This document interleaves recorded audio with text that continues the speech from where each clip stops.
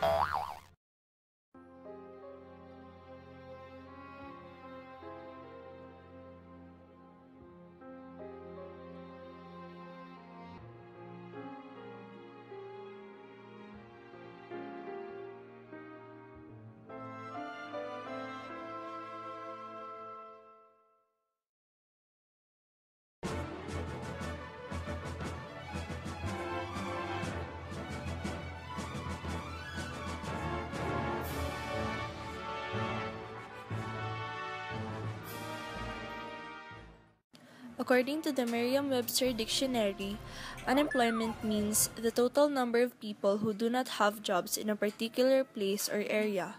On the other hand, underemployment means the condition in which people in a labor force are employed at less than full-time or regular jobs or at jobs inadequate with respect to their training or economic needs. Buy it, use it, break it, fix it, trash it, change it. For our research methodology, we gathered statistics online and we conducted interviews with questions that are based on those statistics. With regards to the online statistics, we found a government census that is all about unemployment. And with this, we made questions related to it. Then we went to Kalaw and interviewed several people to see if their answers match the statistics. One more time. Our research took place along Kalaw Avenue, formerly known as Kalaw Street. It is the southern boundary of the Rizal Park, running east-west from San Marcelino Street to Ross Boulevard near the center of the city. We chose this place because there are a lot of people with different kinds of jobs around the area. Aside from that, there is also a job fair for seamen happening, which gives us a chance to talk to fresh graduates and unemployed people. We have interviewed people who are currently unemployed and underemployed. These people are ages 20 and up, and we chose these people because of their availability to conduct interview with them. We conducted interviews and statistical research for us to gather information. In interviewing, we asked unemployed and underemployed people in Kalaw Street to gain knowledge about their current status, about their educational attainment, their current occupation, how many hours they work a week, and if given a chance, would they want to change their current occupation. We also interviewed experts that would give us their insights and opinions about the unemployment and underemployment rate in the Philippines and how it affects society. And lastly, how to solve it. In research, we use the website of the National Statistical Office was very useful for us, for it provided us the annual statistics of unemployment and underemployment. In the recent survey conducted by the National Statistical Office last July 2014, the current unemployment rate in the Philippines is 6.7%, and the underemployment rate is 18.3% of the total population. In this study, our group aims to back up the online statistics of unemployment and underemployment rates in the country, as well as endeavor to seek possible solutions to said problems.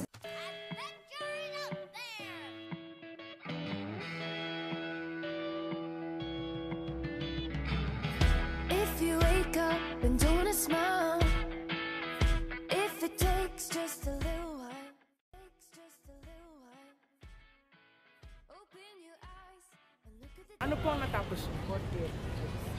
Employed po ba kayo?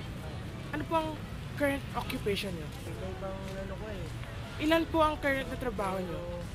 Minsan window. So, ilang hours po kayo in a day nag-work? 7 hours. 7 hours. Okay. Gano'n katagal na po kayong employed? 2 taon na mo.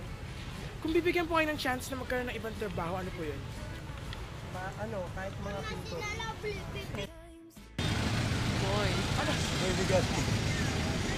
Ilang taon? Ano po ang natapos niyo sa edukasyon? High school. Employed po ba kayo ngayon?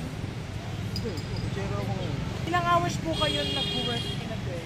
Minsan 14, minsan 12, minsan 10. Kung depende sa kita. Ilang taon niyo na po ito trabaho? Hinana ko na to, balik pa ako. Balik pa na trabaho ko dahil tatay ko, saka yung lolo ko, kutsero rin. Kung bibigyan po ba kayo ng chance na mag-iba ng trabaho, ano po yung gusto niyo? Galing nga ako nun eh. Gusto ko maging manager. Wala, galing na ako sa maraming trabaho. Bumabalik din ako dito. Ano pong trabaho nyo ngayon? Nung nagkatrabaho ako, nung pagka-graduate ko, nagtrabaho ako sa SM North, bagger sa grocery. And then, nung pagkatapos ko, may end of contract ako doon, nagtrabaho ako sa Dunkin' Donut as a service crew. Pero ngayon po, ano po yung trabaho niyo? Ngayon, nag-utility ako sa isang company ng shipping line para makasaya na naman. Ano pong natapos? Bachelor of Science, Marine Transportation. Ilang years na po kayong nagtatrabaho? Kung pagsasamahin siya, siguro 2 years na ako nagtatrabaho. Kung bibigyan po kayo ng chance na magpalit or mag-choose ng ibang job, ano po yun? Siguro hindi na ako magpapalit. Loyal. Hindi sa loyal kasi syempre yung income sa labas, iba yung income sa land. Ako si Mark Anthony Rizare. 22 years old na rin ako. Ano pong trabaho niyo ngayon? Actually, hindi pa ako nakapagtrabaho. Nag-utility pa lang ako sa parehas kami ng Pero sinusundan shipping. kayo dito?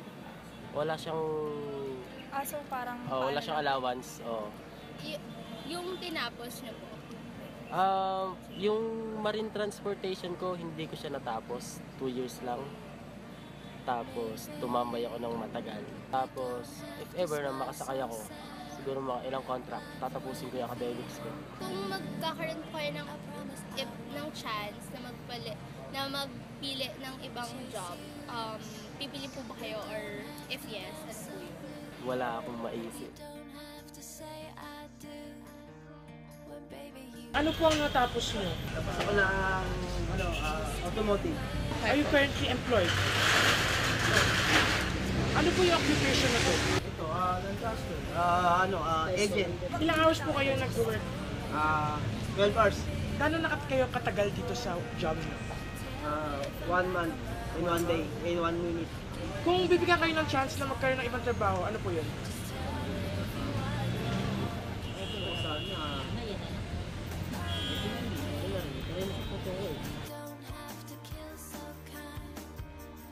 Ano po yung education na nag-iin? College. What course po? BS in China. Employed po ba kayo? Ano po yung trabaho niyo? Sales. hours po kayo nag-work sa isang araw? 9. 9. Gano'n na po kayo katagal dito sa job na to? 1 year and 4 months. If given the chance na mag-change ng job, ano po yung job nito? Sales pa rin. Ano po yung educational attainment nyo? High school. Employed po ba kayo ngayon? Ano lang kami? Ha? Masyure. Ilang oras po kayo nagtatrabaho sa isang araw? 8 hours. Gano'n na po kayo katagal sa trabaho ito? Dito, 3 years. Kung bibigyan po kayo ng ibang trabaho, ano pong gusto niyo? Manager. Manager agad ah. Parcon, Joel, 27. Ano po yung trabaho niyo now? Seaman, Meron pa po kayong ibang trabaho like? wala na. Recruitment. Ilang years na po kayong Ano, mga 1 year at 3 years. Dalang tambay. If bibigyan po kayo ng chance na magkaroon ng ibang kind ng job, ano po yun? Siguro office work. So, bakit ganun po yung gusto niyo ng trabaho? Hindi, malaki sahod dun eh. Diba? Tapos, sabang... Ako sa bagay, malayo sa pamilya, pero wala tayong magagawa eh. Nasa kurso mo yun. Diba?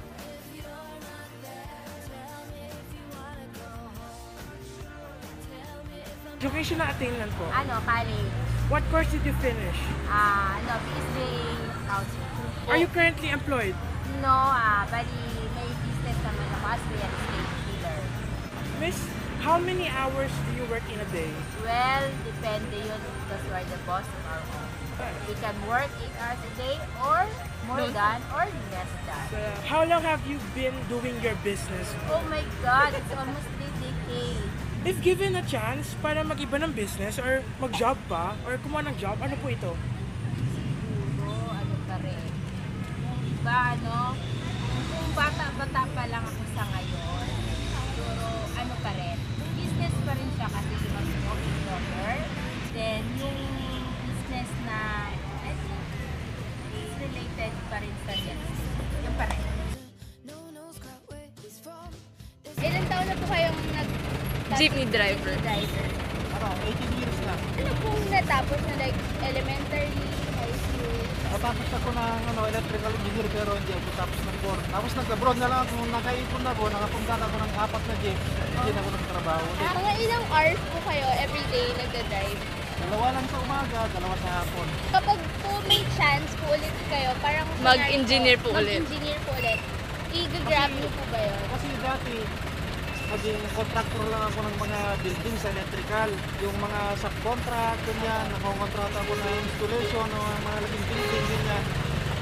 Ngayon, nung nakaipon na ako, nag-abroad na lang ako. Ano po tinabaho niyo sa abroad?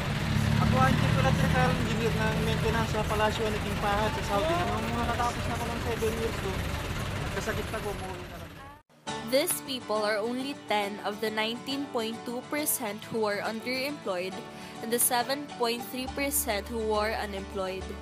Now, we found out that there really are Filipinos who wouldn't want to change their occupation, and there are also Filipinos who weren't fortunate enough to finish a college degree. Can the quality of education offered here in the country actually land Filipinos jobs? Are Filipinos fully equipped to work?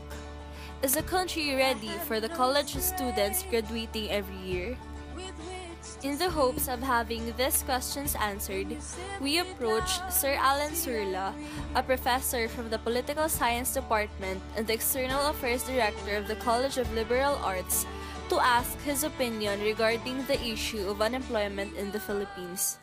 How does the government measure unemployment rate? Well, unemployment is gauged in 3 levels. There's the real unemployed people, and then you have the underemployed people, and then you have the partially employed people as well. Okay, unemployment rate in the Philippines, in as much as I don't have the exact figure, is quite high for a country this size, and when you compare it with other countries in the region, it is not very low. It is a bit compromised in a sense. So these are the number of people that are jobless. Okay, It is anchored on the number of people, which is a very big population.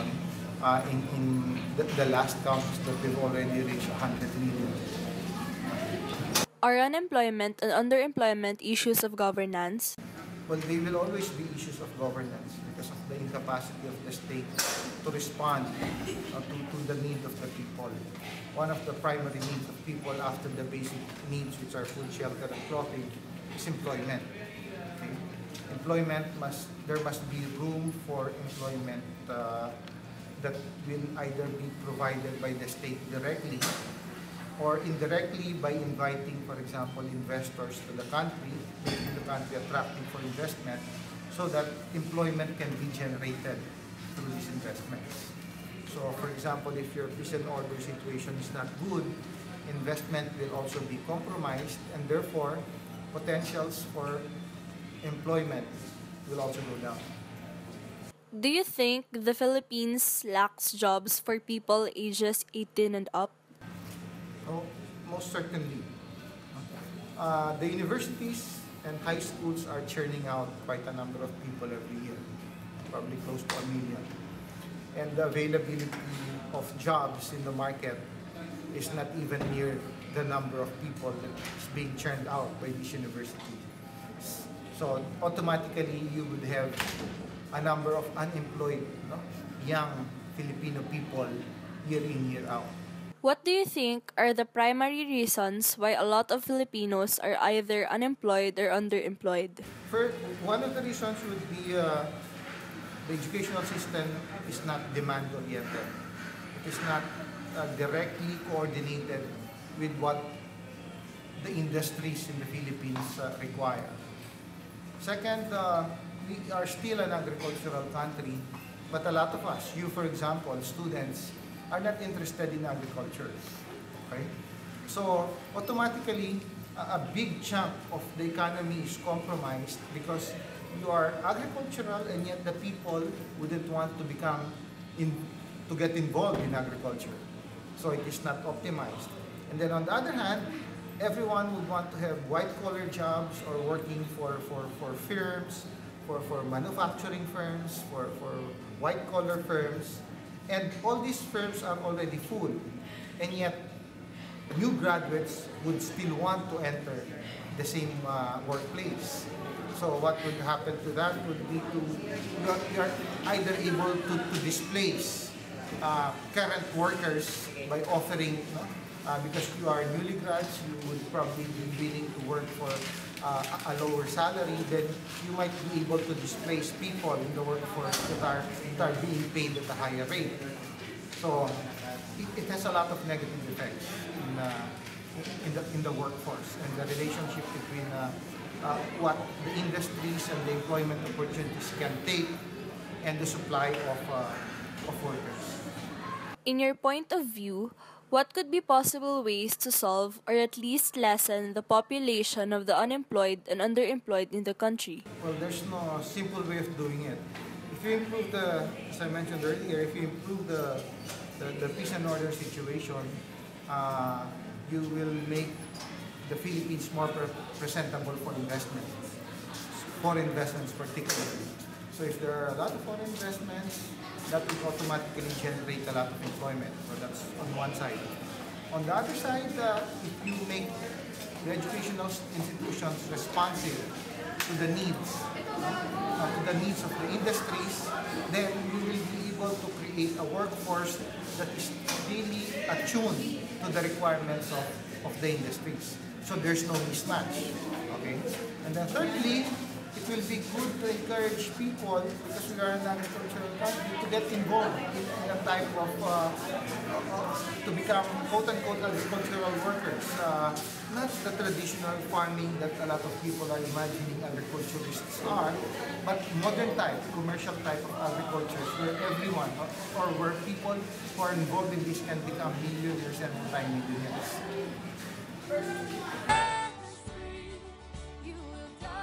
Similar to what Sursula said in her interview, graduates usually prefer white-collar jobs compared to other jobs that are given within the Philippines.